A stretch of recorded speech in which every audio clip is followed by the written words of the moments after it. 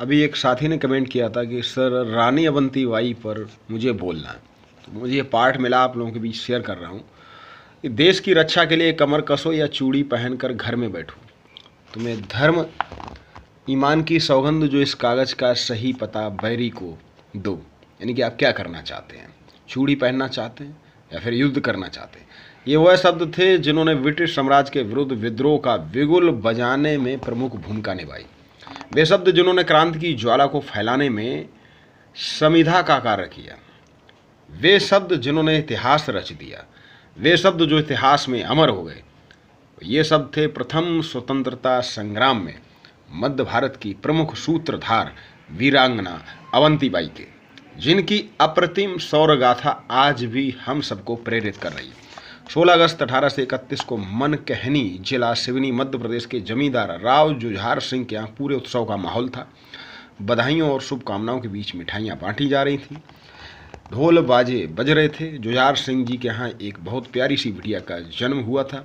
माता पिता बिटिया को पाकर खुशी से फूले न समा रहे थे और उनके यहाँ अवंती जो आई थी, बालिका अवंतीबाई की प्रारंभिक शिक्षा मनकहनी में प्रारंभ हुई।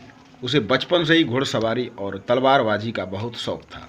लोग बालिका अवंती की घुड़सवारी और तलवारबाजी को देखते आश्चर्यचकित हो जाते। जैसे जैसे बालिका अवंतीबाई बड़ी होती गई, उसके साहस और पराक्रम के किस्से आसपास के क्षेत्रों में फैलने लगे। विवाह योग्य होने पर पिता जुझार सिंह ने बेटी अवंतीबाई का रिश्ता रामगढ़ के राजा लक्ष्मण सिंह के सपुत्र राजकुमार विक्रमादित्य से कर दिया। विवाह के उपरांत जुझार सिंह की ये साहसी बिटिया रामगढ़ की कुल वधू बनी। सन 1850 में राजा लक्ष्मण सिंह की मृत्यु हो जाने पर राजकुमार विक्रमादित्य का रामगढ़ के राजा के रूप में राज तलक किया गया। लेकिन कुछ समय बाद राजा विक्रमादित्य अस्वस्थ रहने लगे। इनके पुत्र अमान सिंह और शेर सिंह अभी बहुत छोटे थे, अतः राज्य की पूरी देख रेख का जिम्मा अवंतीबाई पर ही आ गया।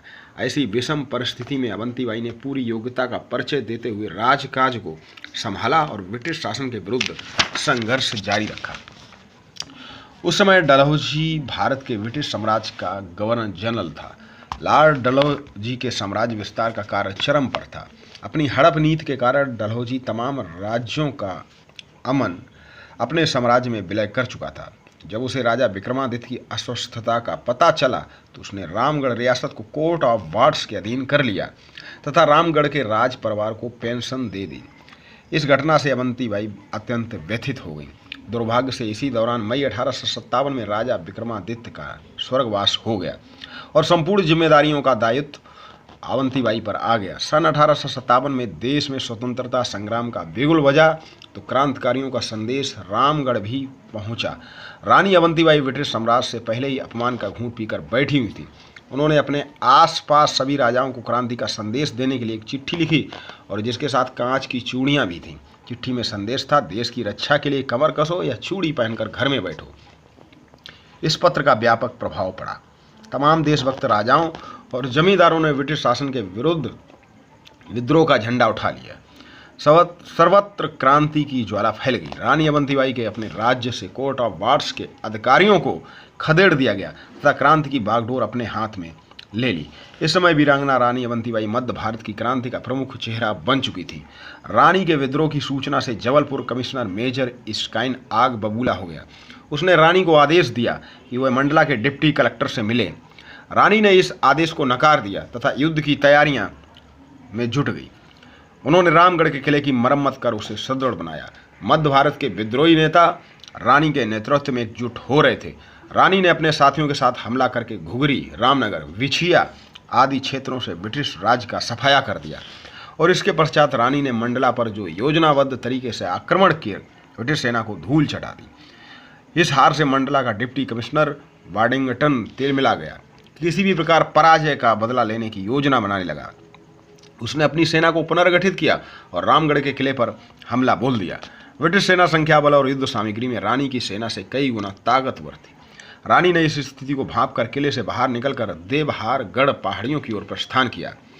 रामगढ़ किले को बुरी तरह ध्वस्त करने के बाद अंग्रेज सेना रानी को खोजते हुए देवहरगढ़ की पहाड़ियों की ओर चली। अंग्रेजों ने रानी के पास आत्मसमर्पण का संदेश भिजवाया। रानी ने दृढ़तापूर्वक ललकारते हुए कहा, मुझे ये संदेश अस्वीकार है। मैं युद्ध भूमि में लड़ते लड़ते अपने प्राण दे दूंगी, लेकिन अंग्रेजों के आगे नहीं झुकूंगी।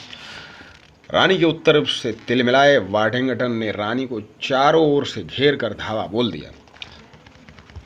कई दिन तक रानी उनकी जाबाज सेना अंग्रेजों को लोहे के चने चबवाती रही, पर संख्या बल और युद्ध सामग्री कम होने के कारण धीरे धीरे रानी अकेली पड़ती गई। युद्ध के दौरान रानी के बाएं हाथ में गोली लगी, उनकी बंदूक छूटकर नीचे गिर गई। निहत्ती रानी पर अंग्रेज चारों ओर से टूट पड़े। अपने आप को चारों ओर से घिरता देख वीरांगना अवंती बाई ने तलवार लेकर ये कहते हुए अपने सीने में उतार दिया कि हमारी रानी दुर्गावती ने जीते जी बैरी के हाथ से न छुए जाने का प्रण लिया था, इसे ना भूलना।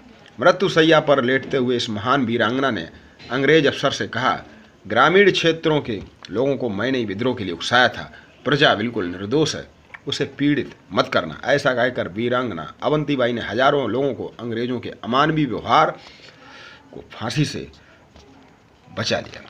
धन्य वीरांगना जिसने एक अतुलनीय उदाहरण प्रस्तुत कर 1857 के प्रथम स्वाधीनता संग्राम निरंतर लड़ते हुए 20 मार्च 1858 को अपने प्राणों की आहुति दे दी।